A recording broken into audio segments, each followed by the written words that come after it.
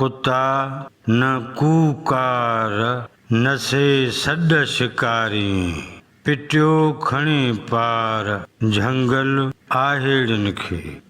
नवनि लफ़्ज़नि जी माना। बैत जा उहे लफ़्ज़ जेके माना ऐं मफ़हूम जे लिहाज़ खां नवां हुजनि। कूकार माना भौंक जो आवाज़। पिटियो खणी पार हिन इस्तिलाह जी माना आहे ओसारो करे या गुण यादि कयो बुलंद आवाज़ सां रोई ॿुधाए। झंगल माना झंग। आहेड़ी माना शिकारी। आहेड़िन ग्रामर मूजिबि इस्म आहेड़ी जो मफ़ूली हालत में इस्तेमाल। आहेड़िन माना शिकारिन। हिन बैत जे ॿिन्ही सिटुनि मिसरनि जी सादी सम्झाणी पड़िजे थी जीअं बैत जो मजमूई मतिलब ऐं मफ़हूम कजे त सम्झ में अचे।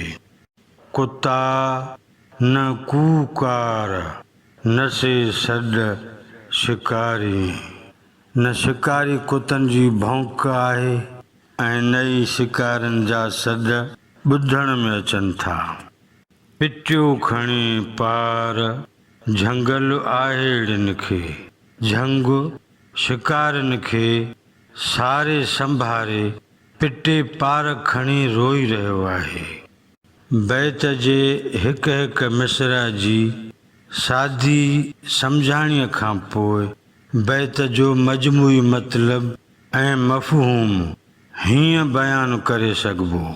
हाणे जो मंज़रनामो हीअ आहे त हाणे उन्हनि मां को बि कोन बचियो आहे जन सां बाग़नि में बहारूं हुयूं हुबकारूं हुयूं। लतीफ़ साईं चवे थो त कुता न कूकार न से सॾ शिकारी पिटियो खणी पार झंगल आहेड़िन खे। हाणे कुल ॾेख ॾुख वारा था ॾिसजनि। झंग हो जंहिंमें शिकारी ईंदा हुआ। उन्हनि सां गॾु शिकारी कुता बि हूंदा हुआ। शिकारनि जी बछ ते कुता शिकार पुठियां भॼंदा भौंकंदा हुआ। चओ तरफ़ चौॿोल ॿुधण में पिया ईंदा हुआ। हाणे हेॾे सारे झंग में न काथे को कुतो थो भौंके ऐं न ई शिकारनि जूं हकलूं थियूं ॿुधण में अचनि। अहिड़ी अबतर सूरत हाल ॾिसी झंग पिटे पार खणी रोई रहियो आहे। वज़ाहती नोट। वज़ाहत कंदे वाज़ह कजे थो त भेटाईअ जे बैतनि जूं वॾियूं गहरियूं मानाऊं हूंदियूं आहिनि। जीअं त ही मवाद मीडिया ते अपलोड थिए थो तंहिं करे बैतनि जी सम्झाणी निसाबी अंदाज़ में कजे थी।